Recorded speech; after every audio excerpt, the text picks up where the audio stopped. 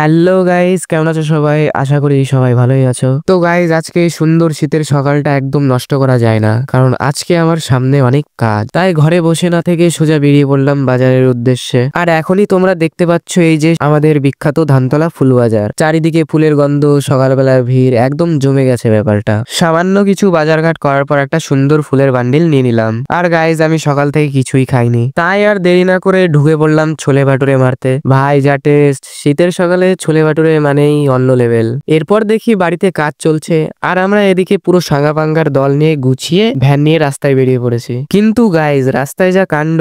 এরা এমন হইহট্ট করছে, মনে হচ্ছে যেন লোক এসে কেলাবেই। আর আমাদের ড্রাইভার দাদা ভ্যান টানতে পারছে না, শেষমেশ আমারই ঠেলা দিতে হলো। এরপর বাড়ি ফেরার সময় ফরেস্টের মাঝখান দিয়ে চলে গেলাম সম্মেলনের দিকে। আর সেখানে গিয়ে দেখি, আরে আমাদের একটা বন্ধু হাজির। কিন্তু টুইস্টটা জানো কি?